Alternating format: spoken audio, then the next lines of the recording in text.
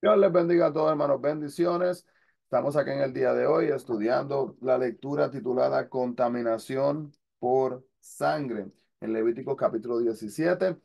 Vamos asimismo a comenzar y oramos en este momento. Amado Dios, gracias, Padre, por esta oportunidad de poder reflexionar en tu palabra y de poder tomar este tiempo, Señor, para dedicártelo a ti como un tiempo de reflexión, un tiempo de estudio, un tiempo de escudriñar tu palabra, un tiempo, Señor, de conexión contigo.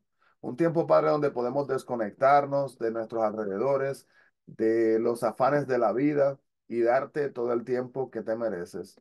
Señor, comenzando nuestro día conectados contigo. En el nombre de Jesús pedimos estas cosas, mi Cristo. Háblanos, mi Dios. Amén y amén.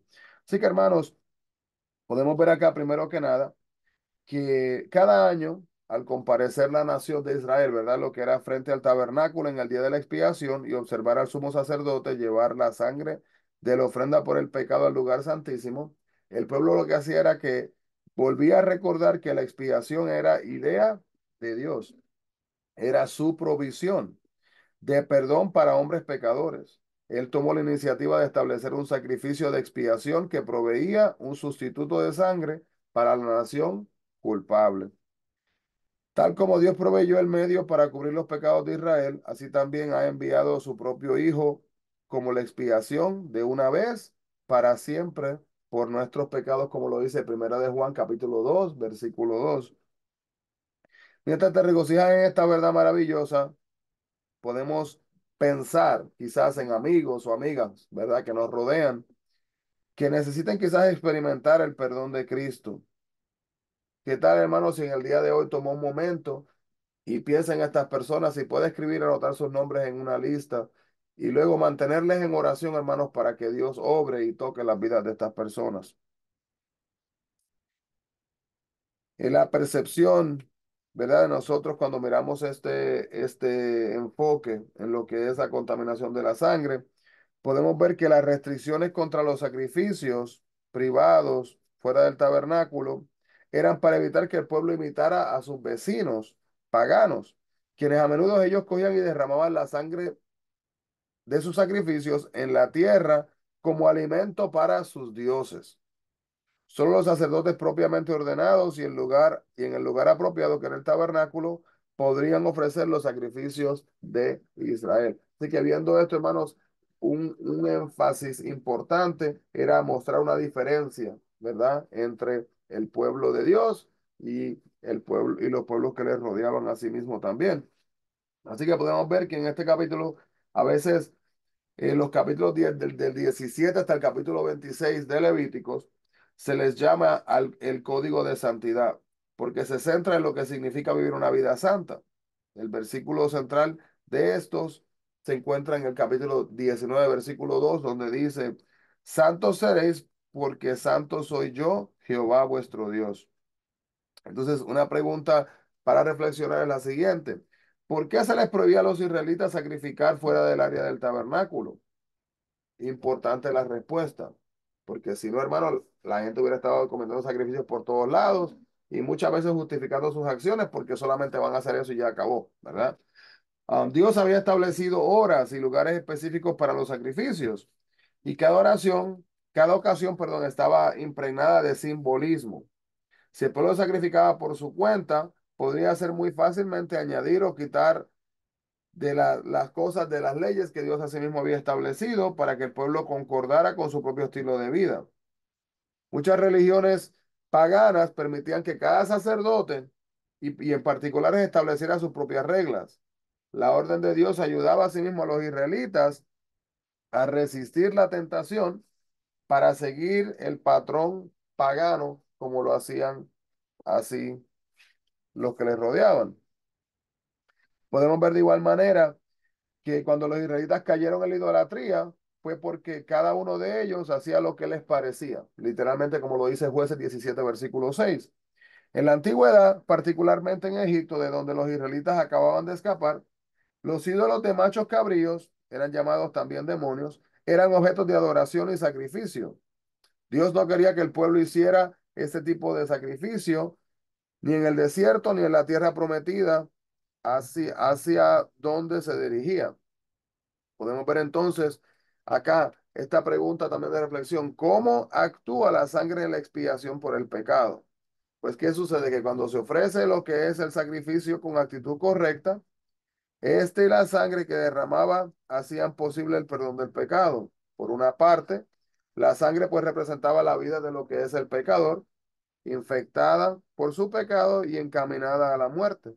Y por otro lado, la sangre representaba la vida inocente del animal que era sacrificado en lugar del culpable que hacía la ofrenda. Entonces, la muerte en sí de lo que era este animal, de la que era prueba de la prueba, ¿verdad? De que este animal estaba siendo ofrecido, sacrificado, era la sangre, ¿verdad? La sangre satisfacía la pena de muerte.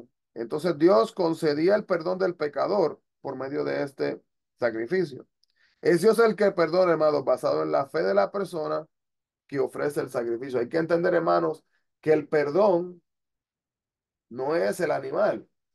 El perdón era a través de la obediencia de lo que Dios estaba pidiendo y estaba esperando que hicieran a sí mismo ellos. ¿Y por qué está prohibido comer o beber la sangre? Pues la prohibición de comer de la sangre nos lleva hasta el tiempo de Noé en Génesis 9:4. Dios prohibió beber o comer sangre por varias razones. Razón número uno, para desalentar las prácticas paganas. Israel tenía que estar separado y distinto a las naciones paganas que los rodeaban.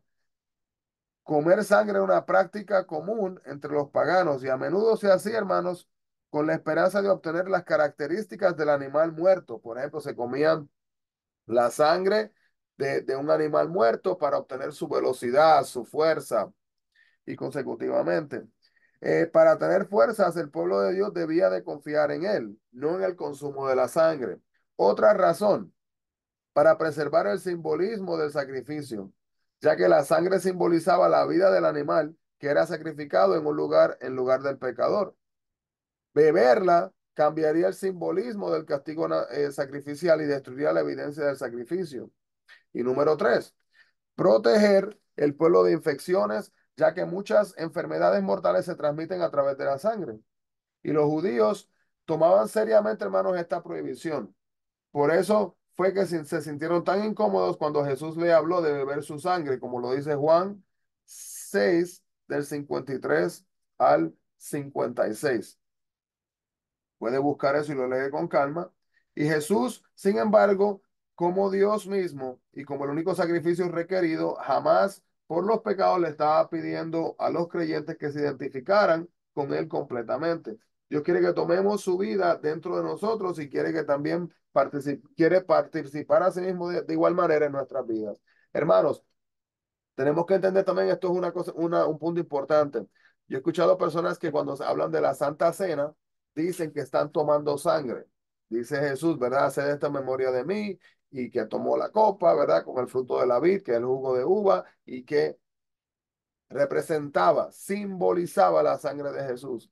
Hermanos, pero hay personas que dicen que hay hay una transfiguración, que el jugo que está en el vaso o en la copa se convierte en la sangre y que la persona está tomando sangre. Eso no es bíblico, eso no es así. La Biblia no lo muestra de esta manera, sino que es un simbolismo, ¿verdad? Una representación de lo que es la sangre de Jesús que fue derramada. Así que hermanos, voy a decirle aquí alguna información de los sistemas de sacrificios en el Antiguo Testamento en comparación al Nuevo Testamento. Le voy a dar una lista de citas, si quiere anotarlas y puede luego compararlas y leerlas con calma, ya que no vamos a leerlas todas, pero sí le voy a dar la esencia.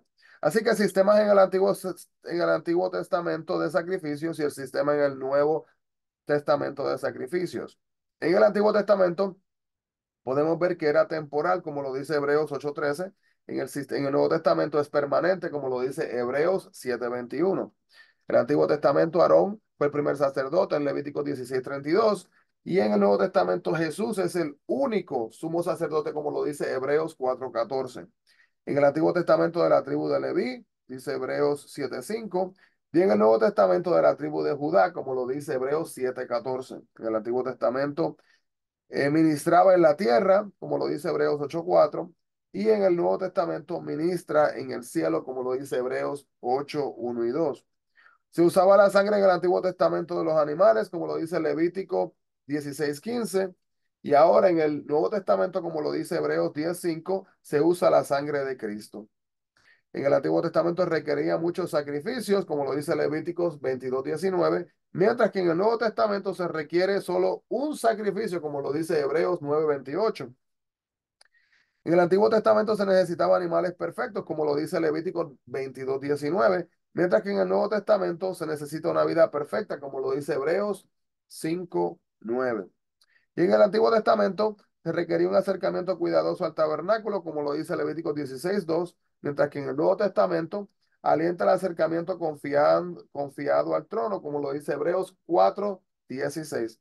Y en el Antiguo Testamento se esperaba un sistema nuevo, como lo dice el Hebreos 10:1, y en el Nuevo Testamento se deja de lado el sistema antiguo, recibiendo, ¿verdad? Este sistema nuevo, como lo dice Hebreos capítulo 10 versículo 9. Así que, hermanos, Dios ha creado un camino que podemos caminar y podemos seguir, ha trazado esta dirección para que podamos encaminar y entablar con Él una jornada de crecimiento hacia la santidad y la pureza como Él solamente nos los puede dar.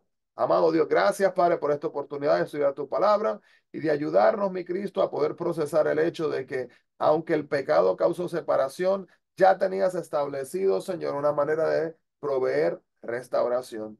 Te pedimos por cada hermano, cada hermana que no haya tomado la decisión, Señor, de restaurar su relación contigo y que nos ayudes a cada uno de nosotros, Señor, a que no nos distraigamos con lo que nos rodea, Padre, y que trata de quitarnos el enfoque en ti y que te busquemos y te demos la gloria como la mereces. En el nombre de Jesús, mi Cristo. Amén y amén. Dios le bendiga grandemente, hermano. No se olvide, busquemos la presencia del Señor. Bendiciones a todos.